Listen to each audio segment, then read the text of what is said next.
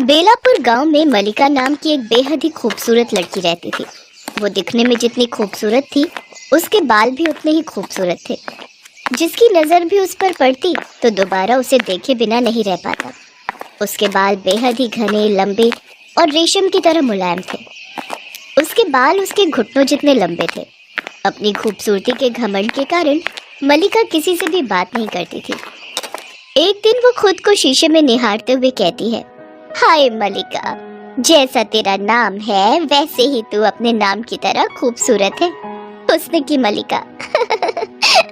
मलिका अपने बालों की बहुत ही ज्यादा देखभाल करती थी। एक रात सोते हुए मलिका जोर से चीखते हुए कहती है, नहीं नहीं, ऐसा नहीं हो सकता, नहीं। क्या हुआ मेरी बच्ची, तू इतना घबरा क्यों रही है? माँ, मैंने सपना देखा कि मेरे सारे बाल झड़ गए हैं और अब सब मुझे गंजी गंजी कह रहे हैं और मुझ पर जोर जोर से हंस रहे हैं। तूने कोई बुरा सपना देखा है मलिका? तू सारा दिन अपने बालों में ही खोई रहती है, इसीलिए तुझे ऐसे सपने आते हैं। अब तू परेशान ना हो और चुपचाप से सो जा। वो हर किसी से कोई ना कोई उपाय पूछती रहती थी और उस उपाय को जरूर अपनाती थी। विमला काकी, आपके बाल इस उम्र में भी इतने काले और घने कैसे हैं? बेटा, मैं अपने बालों में रोज रात को सोने से पहले नारियल का तेल लगाकर सोती हूँ, इसीलिए मेरे बाल घने और काले हैं। एक रोज मलिका नदी किनारे अपने बाल सुखा रही होती है। तभी गांव के राजकुमार आदित्य की नजर उस पर पड़ जाती है। वाह, कितने सुंदर और घने केश हैं इस स्त्री के, दिखने में भी बेहद ही खूबसूरत है। अब तो हम इसी से विवाह करेंगे। अगले दिन ही उसके बारे में पता लगवाकर राजकुमार अपनी शादी का प्रस्ताव मलिका के गरीब माता पिता के घर भिजवा देता है। हमारे राजकुमार आदित्य कुमार आपकी पुत्री मलिका से विवाह करना चाहते हैं। क्या आपको ये प्रस्ताव मंजूर है? हाँ हाँ, बिल्कुल। हमें ये प्रस्ताव मंजूर है। ये तो हमारा सौभाग्य होगा जो इस गांव के राजकुमार से हमारी बेटी का रिश्ता जुड़ेगा। जब भी कोई मलिका के बालों की तारीफ करता, वो इतराते हुए कहती, मलिका यार, तेरे बाल तो बहुत ही खूबसूरत हैं। अरे कहाँ यार, बहुत ही बेकार बाल हैं, बहुत ज्यादा झड़ रहे हैं। लेकिन मन ही मन अपने बालों की खूबसूरती की तारीफ सुनकर वो बहुत खुश होती। एक बार उस गांव में हिमालय से एक बहुत पहुंची हुई वैद्य आती है, जिसके चर्चे सारे गांव में होते हैं। तभी मलिका को भी उसके बारे में पता चलता है। भाई, सुना है हिमालय से एक वैद्य आई है और वो सबको तरह तरह की दवाइयाँ दे रही है। वैद्य? फिर तो मुझे भी उससे मिलना चाहिए और अपने बालों को सदा ऐसे ही खूबसूरत रखने के लिए जड़ी बूटी लेनी चाहिए। मलिका उस वैद्य के पास जाती है और उससे कहती है, माताजी, मेरा नाम मलिका है और मैं अपने बालों से बड़ी परेशान हूँ। मेरे बाल ना बिल्कुल भी सुंदर नहीं है और बहुत झड़ते जा रहे हैं। मैं अपने रूखे सूखे झाड़ू जैसे बालों से बड़ी ही परेशान हूँ। मेहरबानी करके मुझे कोई ऐसी दवाई बताएं जिससे ये बच जाए। उस वैद्य ने जब देखा कि इतने खूबसूरत बाल होने के बाद भी वो ऐसा कह रही है, तो उसे समझते देर न लगी कि उसको अपने ऊपर कितना घमंड है। तो वो कहती है, हाँ हाँ ठीक है, तुम जैसा कह रही हो तुम्हारे बाल बिल्कुल वैसे ही हो जाएंगे और फिर कभी भी नहीं बदलेंगे। इसके बाद उस वैद्य ने कुछ औषधियाँ उठाई और उसके ऊपर काफी सारे मंत्र बोलकर मलिका को दे दिए और बोली, ठीक है, तुम जब भी अपने बालों में कुछ लगाओ तो पहले उसको इस डिबिया में रखना, उसके बाद लगाना, तुम्हारी इच्छा पूरी हो जाएगी। मलिका बड़ी ही खुश हुई। फिर वो डिबिया लेकर वापस आ गई। इसके बाद तो वो जब भी बाल धोने जाती तो अपना शैम्पू पहले उस डिबिया में डाल लेती और जब तेल लगाने जाती तो पहले उस तेल को उस डिबिया में रखती, फिर लगाती। देखते ही देखते 1 महीने के अंदर मलिका के सारे बाल झड़ गए और वो गंजी हो गई। ये देखकर मलिका बहुत परेशान हुई और किसी तरह अपना गंजापन छुपाते हुए वैद्य जी के पास पहुंची और बोली, माताजी, ये आपने मुझे किस तरह की डिबिया दे दी? उसका इस्तेमाल करने से तो मेरे पूरे बाल झड़ गए और मैं पूरी तरह गंजी हो गई। मेरी तो कुछ समझ नहीं आ रहा मैं क्या करूं। तुम परेशान मत हो, तुम्हारे झाड़ू जैसे बाल पूरी तरह से चले गए हैं। अब तुम्हारे बिल्कुल वैसे ही बाल आएंगे जैसा तुम चाहती हो। इतना कहने के बाद वो महिला वहां से गायब हो गई। मलिका ये देखकर हैरान हो गई। मुझे तो कुछ समझ नहीं आ रहा कि मैं क्या करूं, लेकिन मेरे पास उस वैद्य की बात मानने के अलावा और कोई रास्ता भी तो नहीं है। कुछ दिनों बाद उसके सिर पर सचमुच में लंबे, रूखे और झाड़ू के समान बाल आ गए। जिस वजह से वो बड़ी भयानक दिखने लगी। एक दिन शीशे के आगे बैठी मलिका खुद को आईने में देखती है तो सोचती है, कुछ दिनों में मेरी शादी राजकुमार से होने वाली है। अगर उन्होंने मुझे इस हालत में देख लिया तो वो पक्का ही इस विवाह के लिए मना कर देंगे। वो इतना सोच ही रही होती है कि तभी राजकुमार के सैनिक राजकुमार का संदेशा लेकर आते हैं। कल महल में राजकुमार के जन्मदिन का आयोजन है और राजकुमार जी ने आपको इस समारोह में आने के लिए आमंत्रित किया है। कुछ देर सोचने के बाद मलिका कहती है, ठीक है, पर मेरी एक शर्त है। हमारे यहाँ शादी से पहले दुल्हन को देखना अपशगुन माना जाता है, तो मैं समारोह में घूंघट करके आऊंगी और कोई भी मुझे चेहरा दिखाने के लिए मजबूर नहीं करेगा। उधर जैसे ही राजकुमार को ये बात पता चलती है, वो मुस्कुराकर मलिका की शर्त को मान लेते हैं। अगले दिन मलिका सुंदर सा रेशम का दुपट्टा सर पर ओढ़े घूंघट करके राजकुमार के महल पहुंच जाती है। दावत में तरह तरह के पकवान बने हुए थे। महल में नाच गाने से रौनक हो रखी थी। चारों ओर खुशी का माहौल था कि तभी अचानक तेज हवा चलती है और मलिका का दुपट्टा उड़कर राजकुमार के चेहरे पर गिर जाता है। राजकुमार जैसे ही उस दुपट्टे को अपने चेहरे से हटाता है तो उसकी नजर मलिका पर आ पड़ती है। उसको देखते ही राजकुमार चीख उठता है,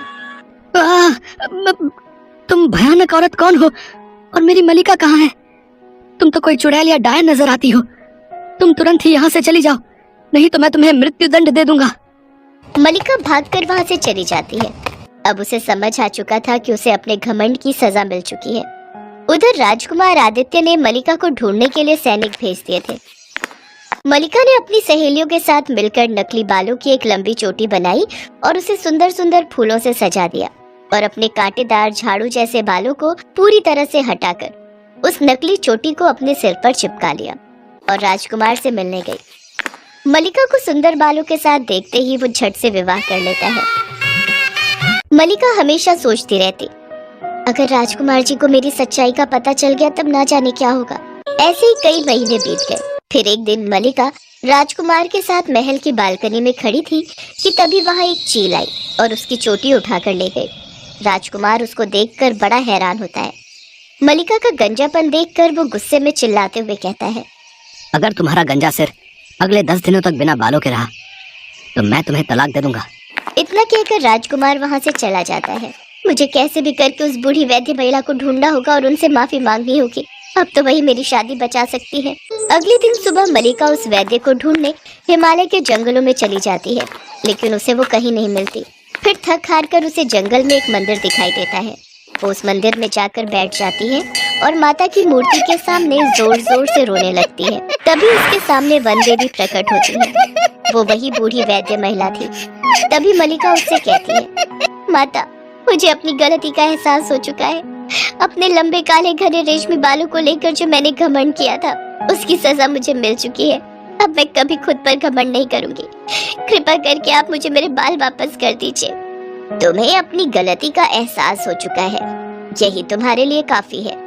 इसके बाद वन देवी उसे आयुर्वेदिक तेल की शीशी देते हुए कहती हैं, यह लो पुत्री, इस तेल को रात को सोने से पहले अपने सिर पर लगा लेना।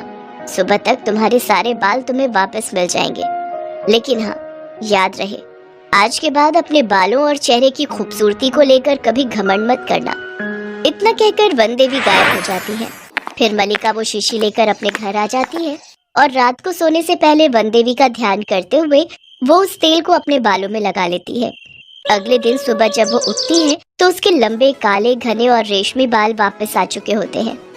ये देख वो बहुत खुश होती है। मेरे बाल मेरे बाल मुझे वापस मिल गए। आपका बहुत बहुत शुक्रिया वन देवी माँ। वन देवी की जय हो, जय हो, जय हो। उधर जैसे ही राजकुमार मलिका को वापस अपने बालों के साथ देखता है तो वो भी बहुत खुश होता है और उसे अपने साथ वापस अपने महल ले जाता है। इसके बाद दोनों खुशी खुशी महल में रहने लगते हैं। जंगल के बीचों बीच 5 बहनों को बांध कर रखा गया है, वो भी लोहे की जंजीरों से। कोई हिल भी नहीं पा रहा है। उनके सामने रमेश, बिमला, नंदिनी और बिमला के बाकी 4 बेटे खड़े हैं। उनके हाथ में जलती हुई मशालें हैं। रमेश जोर जोर से हंस पड़ता है।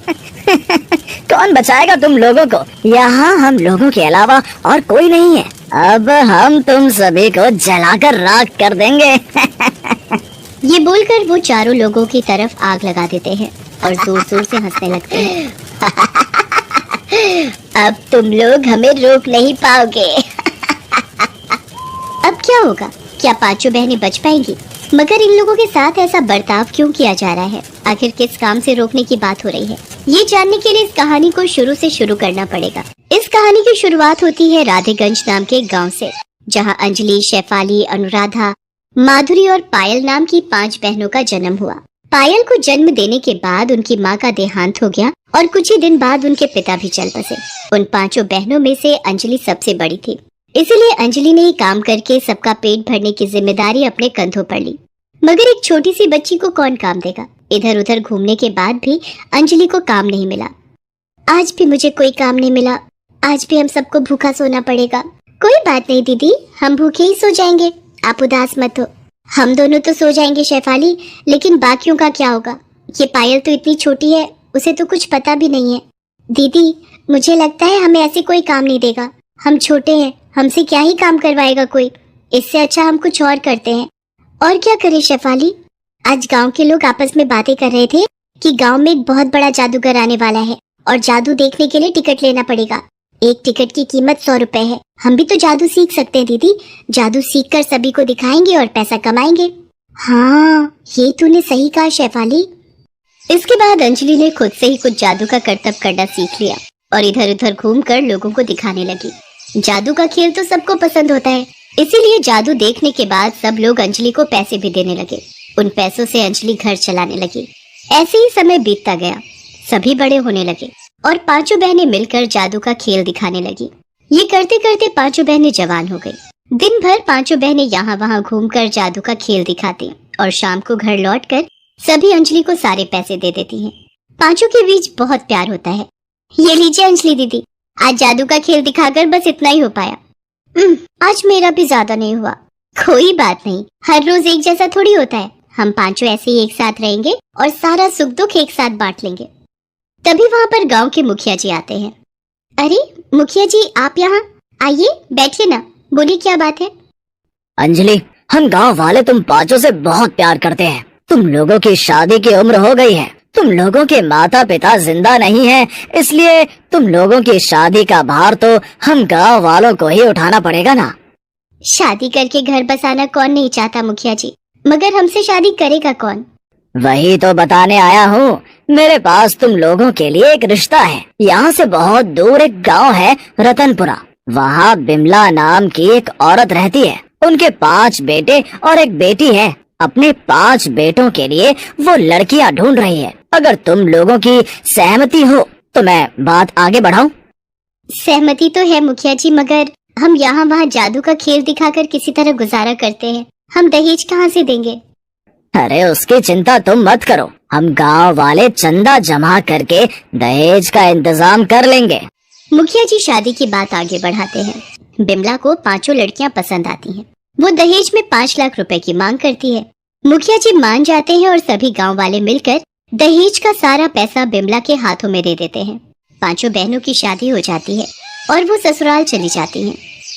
आज मेरा सपना सच हो गया, आज हम 5 को एक घर मिल गया। लेकिन अंजलि की खुशी ज्यादा दिन टिकी नहीं। 2-3 दिन बाद से ही 5 बहनों पर अत्याचार शुरू हो गया। बिमला 5 से घर के सारे काम करवाने लगी। उनकी ननद नंदिनी भी 5 पर हुकूमत करने लगी। ए भाभी, मेरे कपड़े धो देना। और वो सबसे छोटी वाली, क्या नाम है तुम्हारा? मेरा नाम पायल है। हाँ पायल, इधर आओ, मेरे पैर में दर्द हो रहा है, मेरे पैर दबा दो। वो 5 बस यही करने लगी। अंजलि का पति रमेश भी अंजलि को मारने पीटने लगा।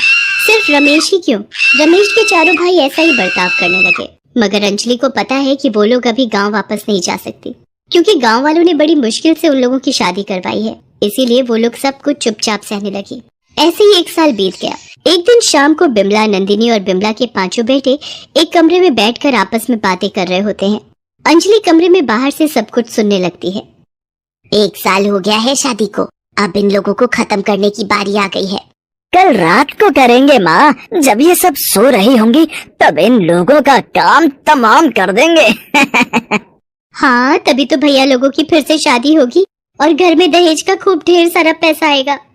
ये सुनने के बाद अंजलि को सब कुछ पता चल जाता है कि ये लोग हर साल नई नई शादियां करते हैं और दहेज के पैसों से ही घर चलाते हैं।